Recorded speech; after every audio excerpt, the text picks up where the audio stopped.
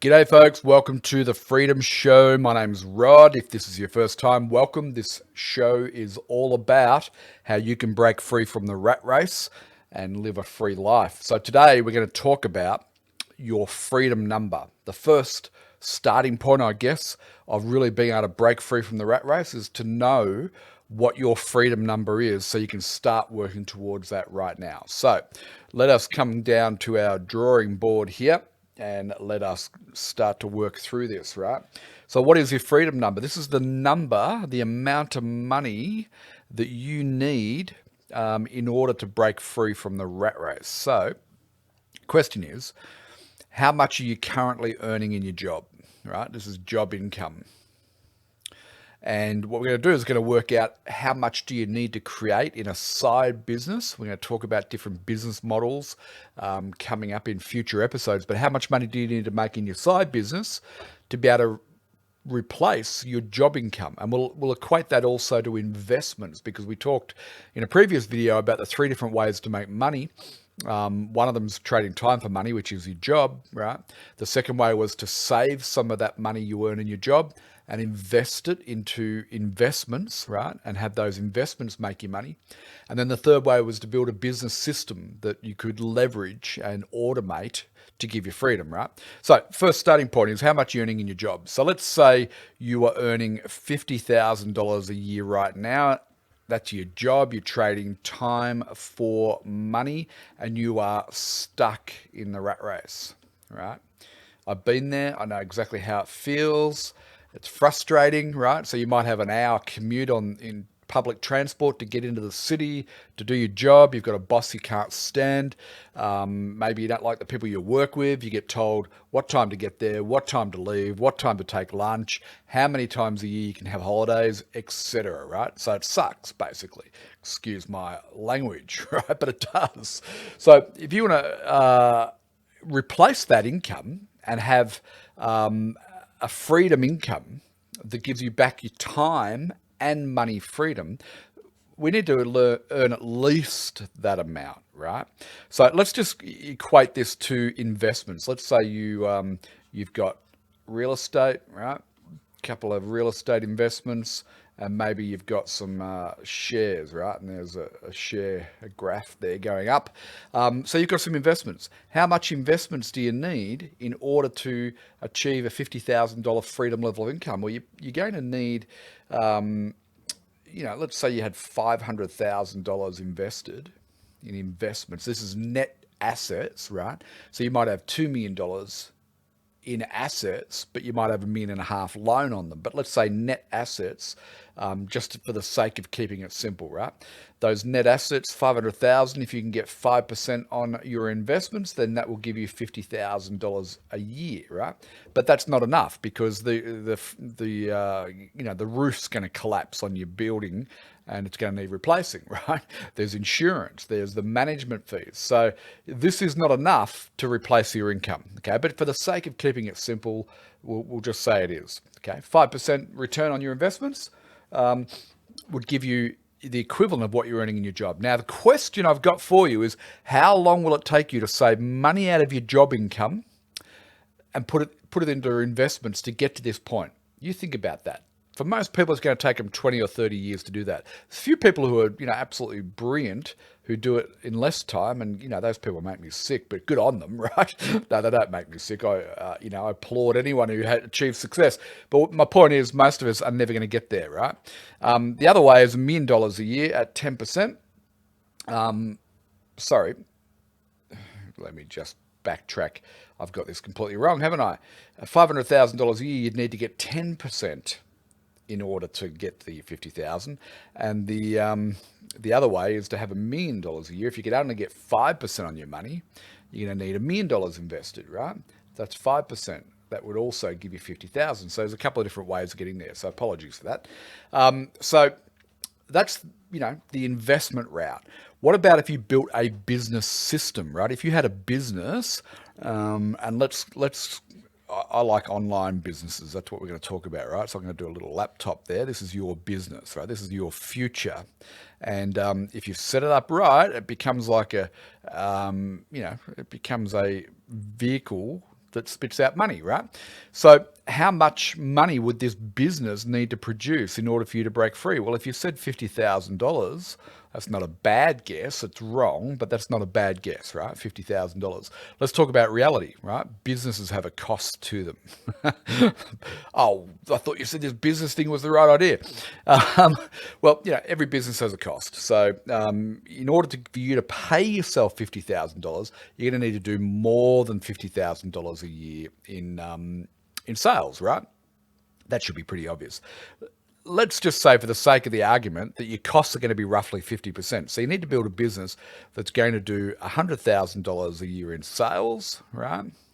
Minus $50,000 in costs to run that business. It's going to leave you with an income of $50,000 you pay yourself. Okay, so this now starts to become our goal, doesn't it? How do I build a business that does 100,000 in sales and only has a 50% cost base, so I can pay myself the rest and break free from the rat race, right? What would that look like? 100,000 in sales. Let me just grab my calculator on my phone here, and I'll just want to work this out for you, right? So $100,000 a year, divide that by 12. So we need to make 8,000. Right, this is our monthly sales that we need to make, $8,333 a month in sales. That's what you need to do, is build a business that's going to average $8,333 in sales online, right? And remember, this type of business can be automated, and it can be leveraged, and it can be scaled up into higher numbers as you get more experience and you gain more knowledge, right? And you get some traction in the marketplace. So our freedom number now starts to look like, if I want to replace this $50,000 a year job, I need to build a business that's going to make $8,333 a month on average of sales, and then minus my costs equals freedom, right? How do I do that? Well, I mean, we start to look at it. Let's say you had a product that was 900, and what I'm going to do is I'm just going to see if I can shrink this out. There we go. And then I'll move it all. There we go. We'll just move it up. There we go. So let's start to break down the maths. So, one of the first things you need to get really clear on in order to break free from the rat race and build a business, a freedom type business, or even investing, is you need to get clear on the maths, right? If you're not clear on the maths, then it's going to be hard to have success, right? So let's say 8,333. Let's say you were selling a $997 product online. How many sales do you need to make to get to this 8,333? Well, you probably realistically need to make 10 sales a month, right? On average, that's what you want to aim for, because you may have some refunds. So that'll bring you back, a little bit. So, but 10 sales a month would give you $9,970, right? What if you had a $97 product that you sold online? How many sales a month do you need to make of that? Well, you're probably going to need to make 100, right? If you made 100 sales, that would give you 9,700 in sales on average, right? 100 sales, that's going to be 3 sales a day. Okay. Now, this all sounds really scary when you start to hear it like this, but this is just a theoretical model to help you get to that $8,333 a month in sales, right? It actually works out to be a lot easier than this, to be honest, once you've got things built and you've got the right things in motion, right? So $97 product. What about a $37 product? How many sales of that do we have to make? Probably about 250, right? What would 250 times 37 be? Okay, Google, what's $37 times 250? US $37 x 250 equals 9,250 United States dollars. Brilliant, thanks Google. So there you go. If you had a $37 product, you made 250 sales, you'd be at 9,250 in sales. So you're above that number that we need, minus a few refunds, right? So there we go. So what we now need to start thinking about is, what business could we build that had either a $997 product or a $97 product or a $37 product, right? Now, here's the thing. Here's the real thing is you're going to build a business that uses what we call the ascension model generally. Right. We'll talk about different types of business, but when we're talking about digital assets online, one way to think about this is that the happy customer who buys, right, here's our happy customer, right? They buy your $37 product, right?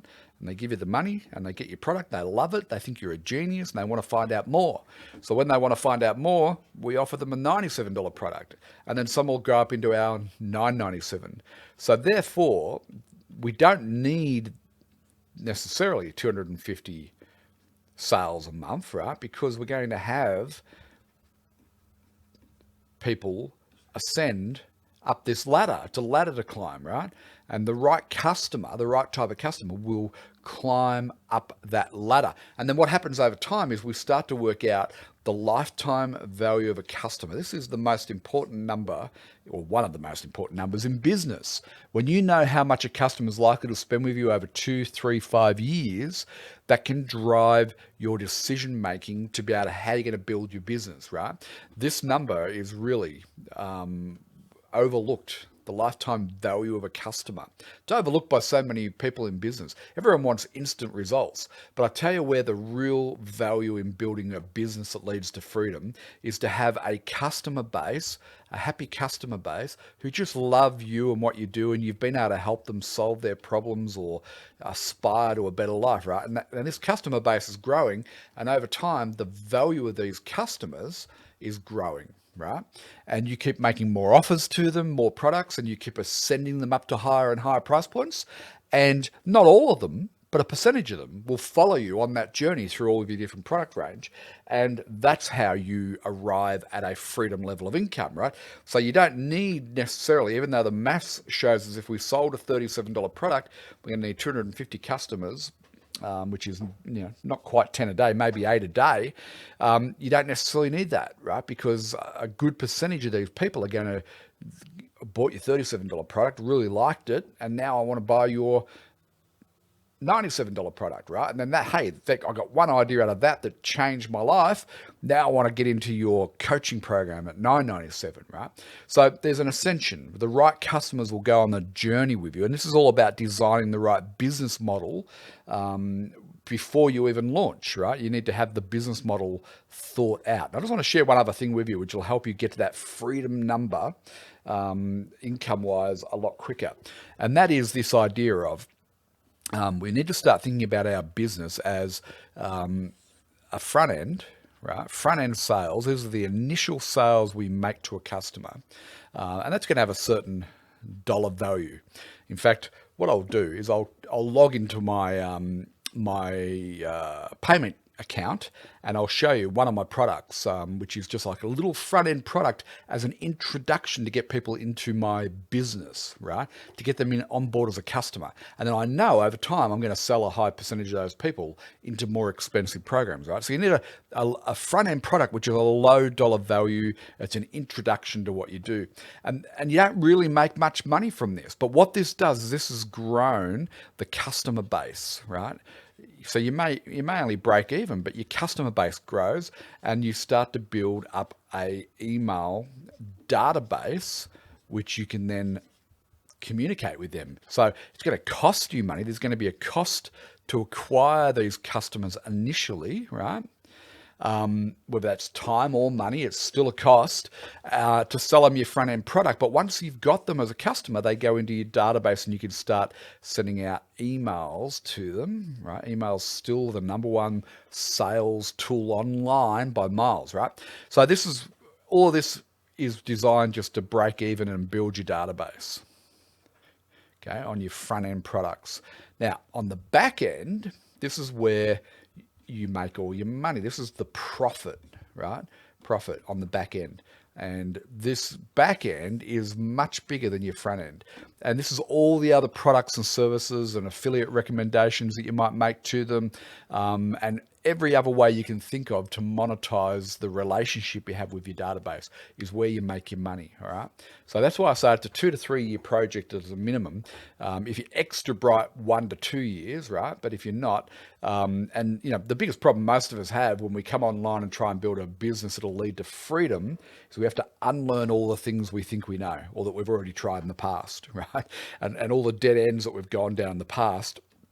We have to unlearn all of that and go, okay, I need to just go right back to ground zero, assume I know nothing, and then follow a really simple formula and process that'll help me get to that freedom level, right? So front end to acquire customers, back end is where you make all the money because you've already got those customers now. You can sell them more things over time, more products and services.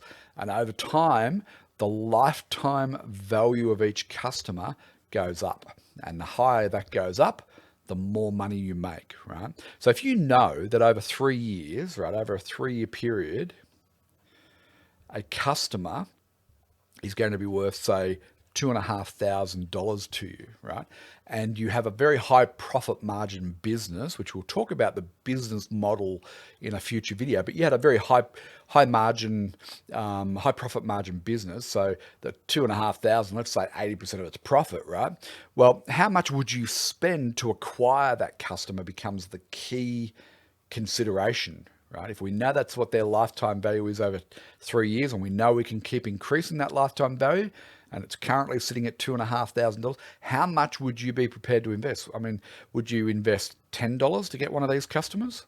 Or would you invest $50? Or would you invest $100 to acquire a customer that's going to be worth $2,500, right? What if on the front end you lost money, right? You lost $100 on each customer you acquired, but you knew you had a process and it was largely automated that led to each of those customers being worth $2,500 on average, right? Some will be worth more, some will be worth less. Would you lose money on the front end, right? So it's a question to ponder. So what I'm going to do, I'm going to log into my Thrive account and I'm just going to show you. Thrive Cart is a shopping cart that I use, or payment system. Right? I'm going to log in here into one of my products. So for those who don't know me, I'm an artist, right, who just happens to love business as well. And I've built an online art school, which I've been working at for quite some time. And it's been very successful, right? And it's led me to breaking free from the rat race. I've built a number of other businesses over the years, right? But let's just come here. So what I want to show you is just one of my front end products. Okay, just one. And I'll show you what the initial value of that customer is. Now, I'm not going to tell you what my lifetime value of my customers are, but this is just the front end. So this is cold people on Facebook. I'm advertising to cold prospects, bringing them in, and I'm selling them a front end product, right? This is just one of a number, and this is just one experiment that I'm currently running. So it's not my whole business. It's just one tiny little piece, right? And so, so far this month, this front end product has done 3,112. This is US dollars in sales, right? The sales page is converting at 3%. As you can see there, that's 3% conversion rate, right? So this is the front end product. There's a bump product, there's an upsell, and there's a downsell. So there's a little mini funnel there, right? But 3,112. So let me just tell you what that is on average per customer as a front end.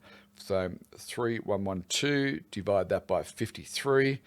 So each customer cold coming in is spending $58.71 on the front end, right?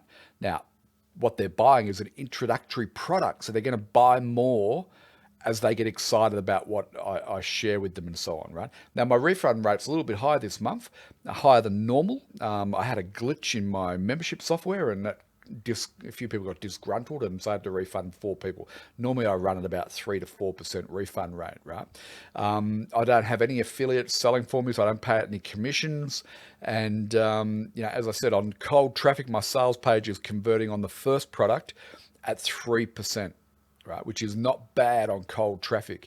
So there's an example of a front end product. I've now got 53 customers, right, that I actually made money because it's costing me less. What did I say it was before?